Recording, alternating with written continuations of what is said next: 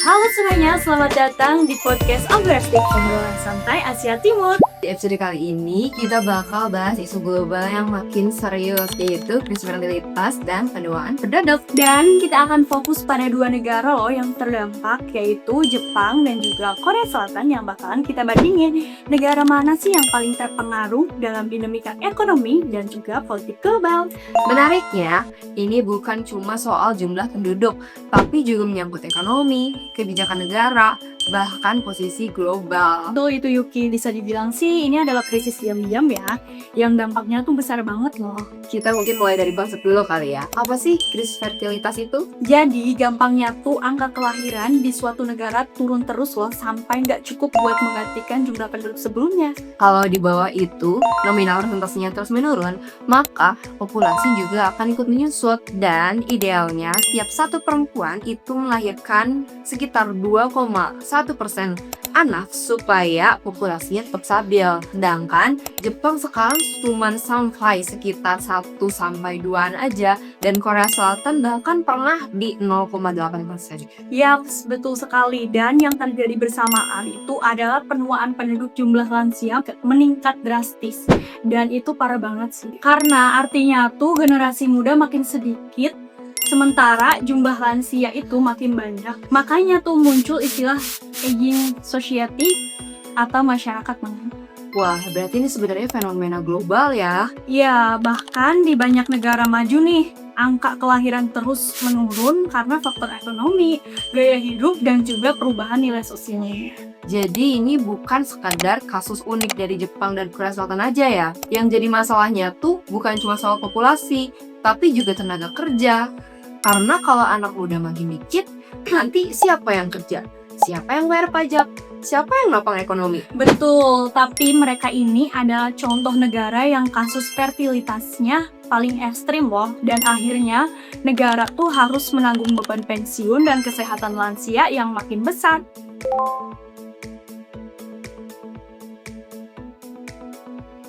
Nah, menariknya itu Jepang sama Korea Selatan itu punya cara berbeda loh buat menghadapi krisis ini. Betul banget. Jepang tuh bisa dibilang lebih dulu sadarnya karena mereka pernah ngalamin yang namanya 1,57 shock pada tahun 1989, yaitu ketika angka kelahiran turun drastis dan bikin panik pemerintah soal masa depan tenaga kerja mereka. Nah, dari riset yang ada nih, akhirnya Jepang itu mulai bikin kebijakan jangka panjang loh. Yang pertama itu ada dukungan pengasuhan anak, kemudian work-life balance, kemudian sampai membuka tenaga kerja asing. Wah, dipikirin banget berarti ya sama Betul. pemerintahannya, karena bisa dibilang Jepang juga fokus adaptasi ke masyarakat menuanya, kayak meningkatkan partisipasi perempuan dan lansia di dunia kerja. Bahkan mereka tuh invest besar-besaran ke robotika dan otomatisasi industri. Makanya Jepang tuh pendekatannya lebih ke gimana caranya tetap stabil walaupun penduduknya menurun. Nah, gimana ya kalau Korea yang merespon krisis ini? Menurut kamu sama atau beda? Korea punya cara sendiri sih, dan tentunya berbeda dengan Jepang dalam respon. Salah satunya mereka tuh lebih fokus ke bantuan finansial, kayak subsidi anak, bantuan keluarga, daycare, cuti melahirkan, dan lain-lain. Oh, begitu ya. Tapi masalahnya kan akar persoalannya belum selesai nggak sih? Yap, betul banget. Budaya kerja toksiknya tuh masih ada banget. Biaya hidupnya masih tinggi. Tekanan pendidikan juga masih gila-gilaan sih. Jadi meskipun pemerintah udah keluarin banyak uang nih, angka kelahirannya tetap rendah kan? Dan sekarang Korea Selatan itu bahkan jadi salah satu negara dengan fertilitas terendah di dunia loh. Betul banget teman-teman.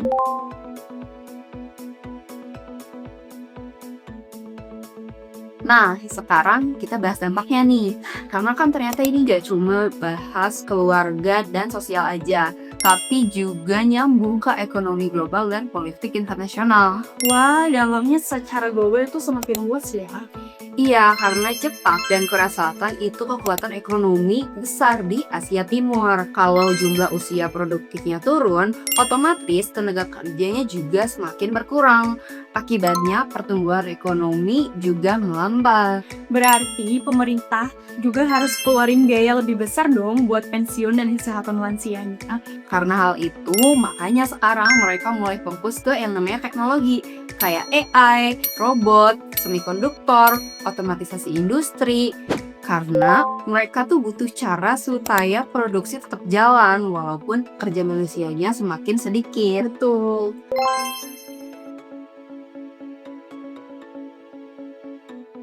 Kira-kira siapa nih yang paling lebih siap menghadapi dan beradaptasi dengan krisis ini? Kalau menurut riset kita, Jepang itu lebih siap sih dibandingkan Korea Selatan. Karena Jepang udah lebih lama menghadapi krisis ini. Jadi proses adaptasinya pun lebih matang. Betul. Sedangkan Korea Selatan, mereka terlalu cepat mengalami penurunannya dan juga sangat ekstrim. Dan sampai sekarang, mereka masih struggling untuk mencari kebijakan yang efektif untuk negara mereka sendiri. Oh begitu ya. Nah walaupun gitu tapi tuh dua-duanya tetap menghadapi tantangan besar ya. Iya, betul. Karena itu krisis demografi ini bukan masalah yang bisa diselesaikan cuma lewat subsidi doang atau slogan pemerintah. Betul banget, teman-teman.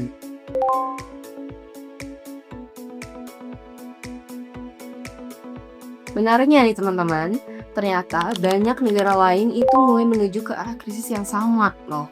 Iya betul sekali loh. Ini patut diwaspadai dan diperhatikan bersama ya. Termasuk juga beberapa negara berkembang nih. Indonesia masih punya bonus demografis sih, tapi ya kan nggak selamanya.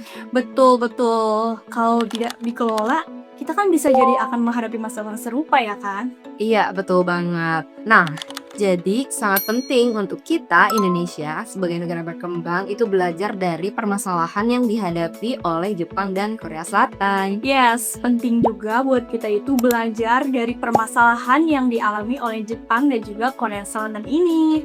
Oke guys, di penghujung obrolan kita ini, akhirnya kita mendapatkan kesimpulan bahwa krisis fertilitas dan juga penuaan penduduk adalah tantangan yang besar di dalam ekonomi politik global. Betul, Jepang dan juga Korea Selatan nih nunjukin bagaimana sih dampaknya bisa sangat luas dari ekonomi sampai juga dinamika global. Dan Jepang dan Korea Selatan itu juga jadi contoh nyata di mana negara maju pun bisa menghadapi ancaman serius kalau angka kelahirannya terus turun. Jadi pertanyaannya sekarang, apakah teknologi dan kebijakan pemerintah cukup buat menyelamatkan masa depan mereka? Atau justru dunia memang lagi menuju perubahan besar dalam masyarakat, melihat keluarga dan kehidupan. Nah, coba deh tulis pendapat kalian juga ya. Menurut kalian, kalau hidup makin mahal dan tekanan kerja makin tinggi, Apakah generasi sekarang masih tertarik buat nikah dan punya anak? guys, thank you banget loh yang udah dengerin kita sampai akhir di podcast Obras Tim ini. Jangan lupa share dan sampai jumpa di episode Obras Tim selanjutnya. Bye!